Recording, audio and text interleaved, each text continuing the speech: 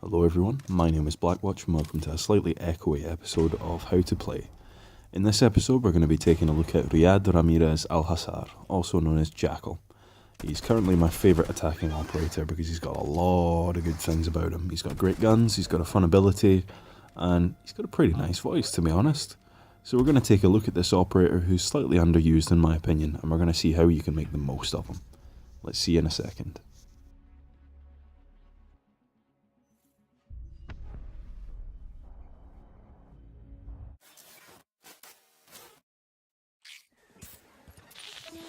So Jackal is a 2 armor 2 speed operator on the attacking side. He carries with him the C7E assault rifle, which is my recommended primary weapon because of its high damage and relatively low recoil. The PrdW9 SMG, which is a pretty good weapon to be honest. It's got high capacity, middling damage, but it's okay, and it's got a good rate of fire and the recoil's not too bad. And his last primary weapon is the ITA-12L shotgun, and that is fairly average shotgun. It deals a reasonable amount of damage. It's got a very slow reload though, so factor that into account. But most of the time, you're probably not going to be wanting to use the shotgun as your primary weapon. Just to note quickly, he's a member of the GEO CTU. That's a Spanish CTU, and his compatriot is Mira on the defending side. His secondaries are unique among all operators in the game in that he's the only operator other than Mira that has access to a secondary shotgun. So that's the ITA-12S. Now, as a shotgun itself, it's not the best thing in the world, and you wouldn't expect it to be because it's a secondary weapon. A lot of people try and liken him to Buck and say that he's got a similar role when it comes to vertical destruction. I'd have to disagree. As much as you can do stuff with that particular shotgun, it's still not as effective as a skeleton key, and it's more of a sort of situational pick than anything else. It's something that you can get use out of the shotgun in those terms if you want to, but that shouldn't be the primary use of the shotgun. For me, the shotgun's great for opening hatches quickly and relatively quietly, because compared to a breaching charge, it's a lot better. The breaching charge makes a lot of noise. You're likely to hear the breaching charge from across the hall or wherever inside the map, whereas the shotgun is a little bit quieter, and it just offers that extra speed as well. You don't have to deploy the charge. There's no moment of vulnerability. You'll have your weapon instantly straight away. And his other secondary is the USP-40 pistol. It's not a bad pistol, the recoil's pretty reasonable, and the damage is okay. But as I say, the shotgun has a little bit of utility that I would recommend over the others. His other gadgets are the breaching charge and the smoke grenade, but his primary gadget, which is also his primary ability, is the Inox Model 3. Now this is a footprint scanner. So Jackal's able to see footprints of operators on the opposing team who have walked in any direction apart from Kavera. When she's in her silent step, she's the only operator that can mask her footsteps. So every operator on the defending side will leave a trail. That trail goes from red to orange to yellow to green to blue to gone.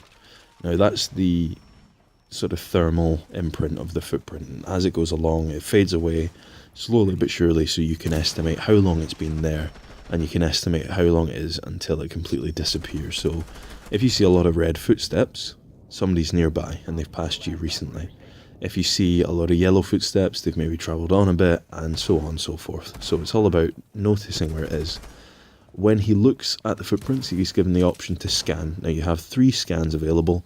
It takes a couple of seconds for it to proc, and when it does, it will ping the opponent 5 times every 5 seconds.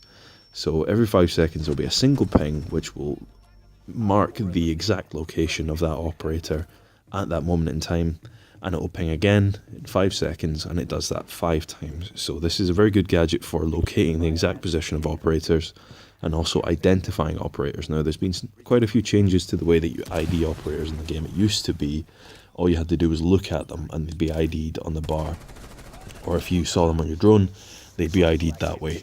Now it's been changed in that in order to ID someone you have to actually scan them, and without that active scan you will not be given the ID, so you won't know who the operator is for sure. So it means that being able to identify some operators you might not know, obviously those kind of secretive roamers who leave the objective early in order to hide their identity, it's something that you can do now that you couldn't have done before, because you can just slap that on and you have up to 3 charges, as I say. So the strengths of Jackal are in his weapons, and in particular the C7E. It has very high damage for its recoil. It was actually nerfed when he was first released because it was just that little bit too strong. And he's also got access to the shotgun secondary, which is a very versatile weapon. It does a lot of different things. If you're in a really close situation and you think you should be using a shotgun rather than perhaps an ACOG-sighted primary weapon, which is something that I see a lot of people complaining about, then just whip out the shotgun, have a go, hope for the best. His gadget is very good for pressuring things. It's a versatile gadget that puts pressure on the enemy team, and it's always going to make them feel that little bit less certain about where they're walking. They got to adjust the way that they move around, because ultimately you're going to keep a tab on where they are. His weaknesses are the fact that although he has the good gun and although he has an interesting gadget, he's competing for a spot that is also fairly well contested with the likes of, your soft breachers, some other characters who don't have specific role gadgets, but gadgets that do well for various other things, the likes of Fuse, the likes of Ying, things like that. So he does have a lot of competition for this spot, and so it makes it a bit more difficult to pick him, and you have to sometimes justify why you need him, and he's a lot less useful when you don't have roamers hanging around. So if you don't have roamers on the map on the enemy team, you're not going to get anywhere near as much use out of him as you would have if he had the roamers. Now, some tips I would give when you're hunting as Jackal is that you need to be sure before you scan that you know you want to scan. So if you're seeing red footsteps leading into a room that you're near, there's no point in scanning, because you're just giving the enemy that opportunity to know that you're coming for them. If you instead wait and just track the footsteps, walk along and see where they lead, and see if you manage to find the operator, you could get the jump on them whilst they're following. Obviously, it's a risky pick. You have the potential to end up on your arse because you've gone and followed them and they could be waiting for you. But if you scan them, you can guarantee that they'll be on edge and they'll turn around and they'll be looking around for you. They're not going to be just running away wildly, not paying attention. They're going to be hyper attentive, and they're more likely to notice you in that situation. So make sure you know what you're doing and make sure that you're certain you need to scan them. Obviously, if it's blue footsteps, it's a different situation. The likelihood is they're quite far away from you, so scanning them would give you a little bit of a prick. In between the two of them, scanning is probably a good idea as well, because they can still travel quite a lot of distance. If there's been either a yellow or a green footstep, that's still quite a lot of time. So I think it takes around about 20 seconds or so for the footsteps to change in temperature. Make sure you communicate what you're seeing with your team. One of the big strengths of Jackal is being able to communicate what he's seeing around the map with the people he's playing with. If you don't do that, then there's not really much use to his gadget, because it's just serving you and no one else. If you're looking at a teammate at a distance and you're seeing that there's some red footsteps near him, tell him, because then he can be more aware of what's going on around him and he can prepare for a potential attack. If there's a Kavera, considering bringing a teammate with you is far from a bad idea. That little bit of backup in case you do get jumped on, because obviously she is the counter to Jackal, is something that is worth it, because you'll have someone there to turn around and snap her before she can get you. And use your distance on open maps such as Coastline before you close in. You've got a little bit of extra time at the start of the round where you can just scope out the area, see where the hotspots are going to be, and then move in and do whatever you want from that point onwards.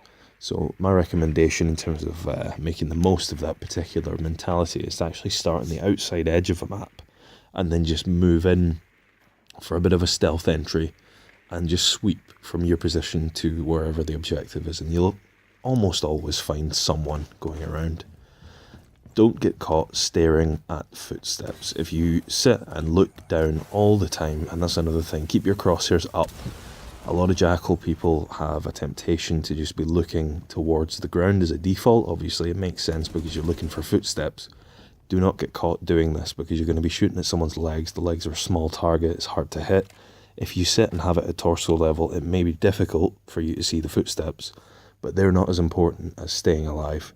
And don't be caught staring at the footsteps. If you're going to scan, make sure you're safe, make sure that you're aware of your surroundings, and then go for the scan, because otherwise you can end up sitting there, lying on your back, getting interrogated by Kavera, thinking, why did I do this? This was a very silly thing.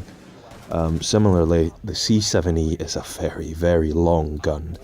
It's peeking round the corner about 10 minutes before you actually arrive. So if you're going to peek with the C7E, do not do it slowly. And also consider where you're scanning and where that gun's pointing, because they will see your gun well before they see you, and they'll be aware that you're coming. So get yourself in a position where the gun is either out the way or you're far away enough, because there is a decent amount of range to the scanner, so make the most of that. And the number one most important thing about Jackal is always be aware. Bring a good headset, make sure that you're focused, you're switched on, and you know exactly what you're doing. Be instinctual about the way you act, and don't do anything too risky.